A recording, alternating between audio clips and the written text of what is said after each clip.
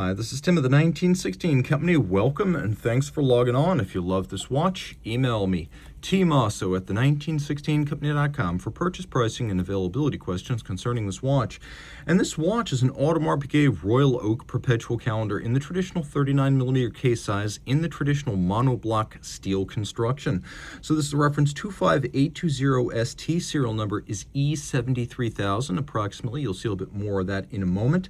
The watch is 39mm in diameter, 9.6mm thick if we measure lug to lug, and just the lugs, 48.8mm. If we measure this first intermediate link, the plot as it's called, to the opposite plot, then without losing the plot, so to speak, the total distance across the wrist is 52.3. So it's a little bit larger than its rated size. I actually advise you to think of it more as a 41mm round watch in terms of how it wears. It does wear very thin though. You can see on my 16cm circumference wrist, it doesn't read as a 39 just because of the degree of integration, but it is very elegant, and you can see in profile how easily it'll slide under a cuff. Now, these Royal Oak Perpetual calendars, they're 20 meters water resistant. You don't want to get them wet in any way. They have just the barest level of security against any kind of water exposure. This is more of a sporty dress watch than a sports watch, but finishing of case, bracelet, bezel, and clasp is a big part of what you pay for with the Royal Oak.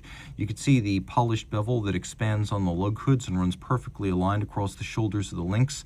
You can see the satination of the tops of the links, the polishing at the ends of the intermediate links as you roll the bracelet through the light. You can see that the flanks of the links feature vertical brushing and the tops feature longitudinal brushing. Removable links, as here, are fixed in place using screws.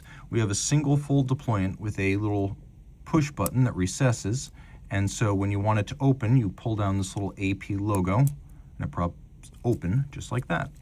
Taking a look at the case, of course, Gerald Genta created the first Royal Oak in 1972, and it was designed from the outset as a full integration of case, bracelet, bezel, and lugs.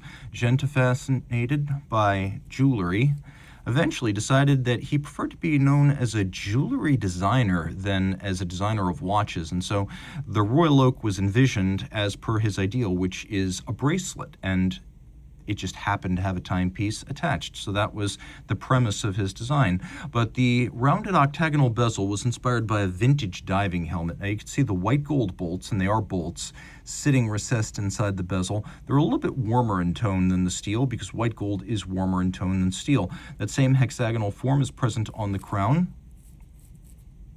You pull the crown out. You can see the watch is actually a front loader as the stem tube assembly slides down through this little slot because this is Genta's originally envisioned monoblock case construction. The case back here and then the mid case, there's no seam between them, between this satin and this polish. That's not two pieces, that's one. That's more expensive to make, and that's probably why AP does not build them that way anymore. The bezel features a rounded and polished outer facet with an outermost lip that's satinated, a brushed satination across the top. We have a grande tapisserie on the dial. It is the hobnail in intermediate size, and the closer you get to these tapisserie dials, the better you can see that they are immensely complicated things. Cut by pantograph mimicry lathes, a very vintage artisanal way of making the dial.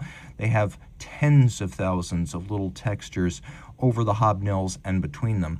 Now, indices as well as hands are made of gold, so they can't tarnish or oxidize. It is a perpetual calendar, which means if you keep it running, no need to make any changes till the year 2100.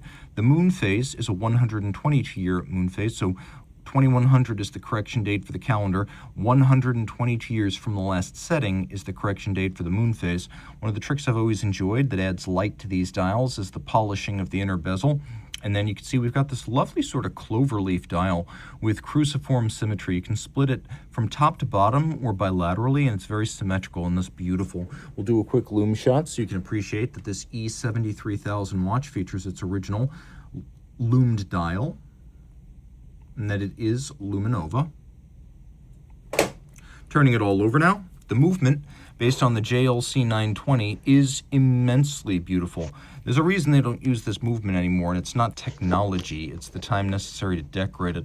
Look at those big, beautiful, mirrored, rounded bevels. You won't get that on a modern-day jumbo or the QP based on it. The rotor, look at that skeletonization. Look at that engraving. Look how the A and the P, the sharp inner angles, the engraving on every surface adds likely tens of hours to the decoration and assembly of the movement. Now, looking at the case back here, we'll turn it right side up for a second so you get a better sense of it. You can see the number and the sequence of this model, and you can see the overall Audemars Piguet serial number down at the bottom, 73,000 series.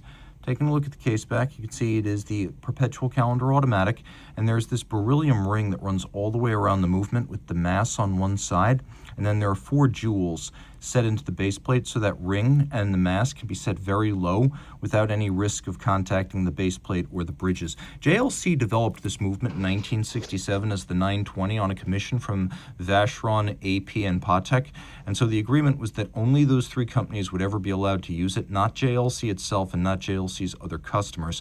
So it's a quirky beat rate from the period. Of course, the base movement is only 2.4 millimeters thick, and so the reason for all of this shrinking in terms of thickness is to create a movement that was, at the time, intended to be the thinnest automatic movement that nevertheless had enough torque to also drive complications. So we've got that 19,800 vibration per hour beat rate that's straight out of the late 60s.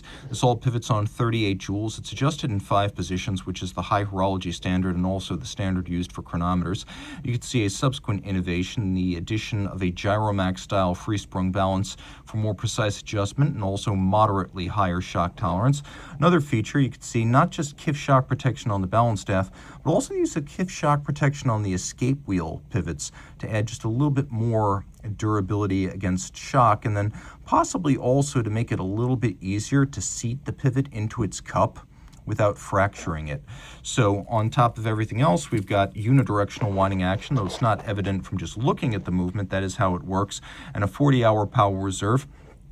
Technically, this movement is known by Audemars Piguet as the 2120, that's the base, with the 2802 module on top, that is the Perpetual calendar. So there is a lot to love here, an exhaustively artisanal case, bracelet, bezel, pantograph cut dial, rotor, movement, module. It is the Audemars Piguet we dream of, proof that Royal Oaks can still be exciting even in 2026, especially when the Royal Oak in question is vintage. And you can even see that the screws in the case back are also white gold because of that lovely dull warm tone of them. This is the stuff dreams are made of.